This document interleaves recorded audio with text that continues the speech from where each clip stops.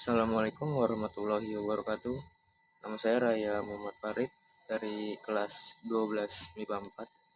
Di sini saya akan menjelaskan bab 3, yaitu pengaruh kemajuan iptek terhadap Negara Kesatuan Republik Indonesia. A. Mengidentifikasi pengaruh kemajuan iptek terhadap NKRI. Pada abad ke-20, rekayasa teknologi yang dikembangkan oleh manusia terus mengalami kemajuan bahkan kesempurnaan. Pada abad ini ditemukan beberapa alat yang sangat menunjang pada perkembangan dan kemajuan ilmu pengetahuan, seperti munculnya televisi, komputer, telepon, dan lainnya. Selain itu, perkembangan teknologi transportasi juga semakin menunjukkan bahwa dunia ini tanpa ada batasnya. Alat transportasi tersebut seperti mobil, pesawat, kapal laut, dan lain-lain yang memudahkan manusia dalam melakukan aktivitas. Kemajuan iptek tentunya memberikan pengaruh bagi kehidupan sebuah bangsa, baik itu pengaruh positif maupun negatif. Iptek terbagi menjadi dua, yaitu pengaruh positif dan negatif. Satu, pengaruh positif dalam bidang politik. Tidak dapat dipungkiri bahwa kemajuan iptek telah berhasil menanamkan nilai-nilai dalam kehidupan politik bangsa Indonesia yang selama ini dianggap tabu. Kemajuan iptek menjadikan nilai-nilai seperti keterbukaan, kebebasan, dan demokrasi berpengaruh kuat terhadap pikiran maupun kemajuan bangsa. Dengan adanya keterbukaan dimungkinkan akan dapat mencegah praktik korupsi, kolusi, dan nepotisme, sehingga dapat dicapai pemerintah yang bersih dan berwibawa.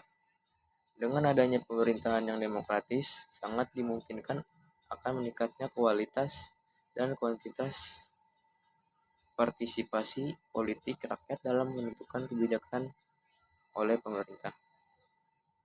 Sementara itu, dengan adanya kebebasan dalam arti kebebasan yang bertanggung jawab, maka setiap orang dapat meningkatkan kualitas dirinya dengan kreativitas dalam kehidupan, tentu saja dalam hal positif.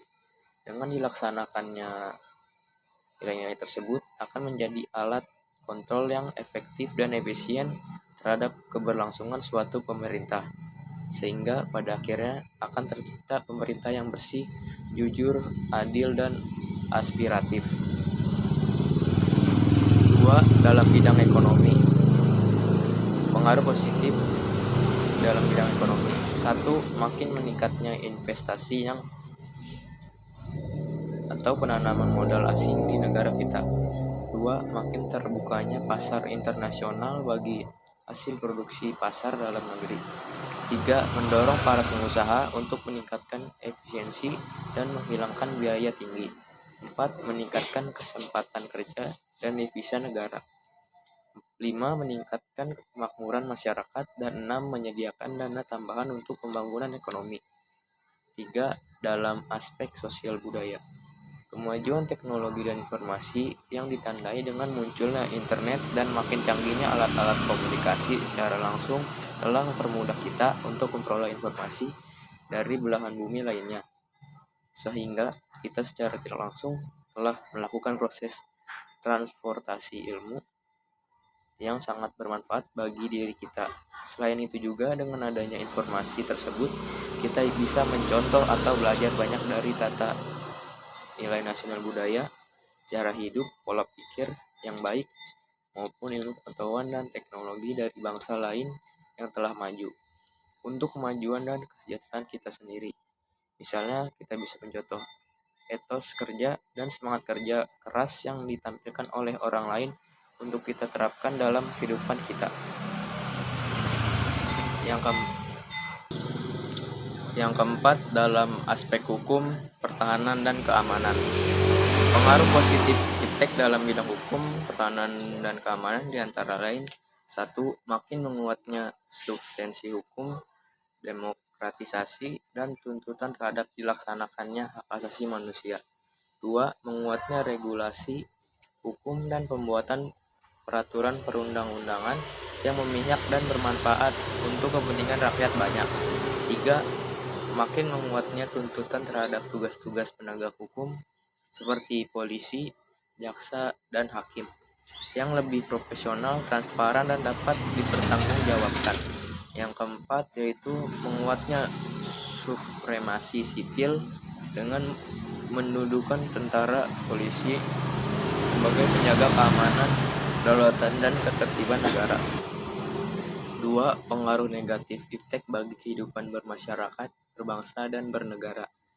Selain mempunyai pengaruh positif, iptek juga mempunyai pengaruh negatif, yaitu 1. Dalam bidang ekonomi, kemajuan iptek melalui globalisasi untuk sementara telah mampu meyakinkan sebagai masyarakat Indonesia bahwa liberalisme dapat membawa manusia ke arah kemajuan dan kemakmuran. Hal ini akan mempengaruhi pikiran mereka untuk berpaling dari ideologi Pancasila dan mencari alternatif ideologi lain seperti halnya liberalisme. Nilai-nilai yang dibawa iptek seperti keterbukaan, kebebasan, dan demokratis tidak menutup kemungkinan akan disalahartikan oleh masyarakat Indonesia. Akibatnya, hal tersebut terjadi akan menimbulkan terganggunya stabilitas politik nasional seiring dengan terjadinya tindakan-tindakan anarki sebagai reaksi terhadap sikap pemerintah yang menuntut mereka tidak terbuka, tidak memberikan kebebasan, dan tidak demokratis kepada rakyatnya. Hal ini akan senantiasa terjadi jika antara rakyat dan pemerintah belum menemukan kesamaan dalam memahami nilai-nilai yang dibawa iptek tersebut. Pengaruh negatif lainnya dari kemajuan iptek yaitu mesti diwaspadai adanya munculnya gerakan-gerakan radikalisme dan terorisme pada pelaku tersebut. Pada umumnya merupakan orang-orang yang terampil dalam memanfaatkan teknologi. Tidak jarang di antara mereka mempunyai keterampilan dalam merakit senjata, merakit bom, dan sebagainya. Hanya sayangnya keterampilan mereka tersebut digunakan untuk mengganggu keamanan bangsa dan negara dalam menstabilisasi negara secara terancam. 2. Dalam aspek ekonomi, kemajuan iptek memberikan pengaruh negatif terhadap kehidupan ekonomi, yaitu seperti Indonesia akan dibanjiri oleh barang-barang dari luar negeri seiring dengan adanya perdagangan bebas yang tidak mengenal adanya batas-batas negara. 2. Cepat atau lambat, perekonomian Indonesia akan dikuasai oleh pihak asing seiring dengan makin mudahnya orang asing menanamkan modal di Indonesia, yang pada akhirnya mereka dapat mendikte atau menekan pemerintah bangsa kita. Dengan demikian bangsa kita akan dijajah secara ekonomi oleh investor. 3.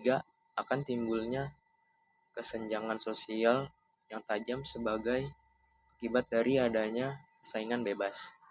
Persaingan bebas tersebut akan menimbulkan adanya pelaku ekonomi yang kalah dan menang.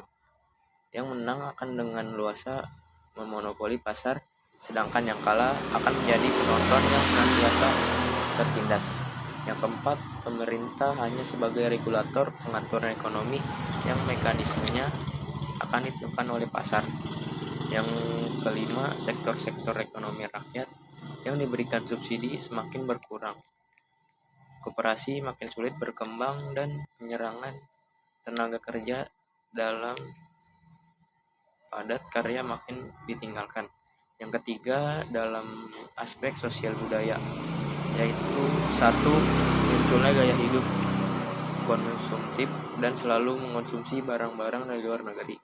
2. Munculnya sifat hedonisme, yaitu menikmati pribadi dianggap sebagai suatu nilai hidup tertinggi.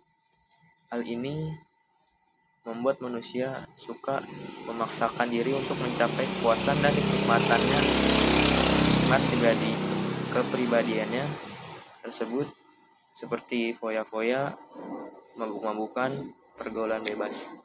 3. Adanya sikap individualisme, yaitu yang selalu mementingkan diri sendiri secara memandang orang lain itu tidak ada dan tidak bermakna. Keempat, bisa mengakibatkan kesenjangan sosial yang semakin tajam antara yang kaya dan miskin. Yang keempat, dalam aspek hukum, pertahanan, dan keamanan. Dampak negatif yang timbul dari kemajuan iptek dalam aspek ini yaitu akan menimbulkan tindakan anarkis dari masyarakat yang mengganggu stabilitas nasional, ketahanan nasional, bahkan persatuan bangsa. Sekian dari saya, kurang lebihnya mohon maaf bila ada kata yang salah atau pengucapan yang salah. Mohon maaf. Wassalamualaikum warahmatullahi wabarakatuh.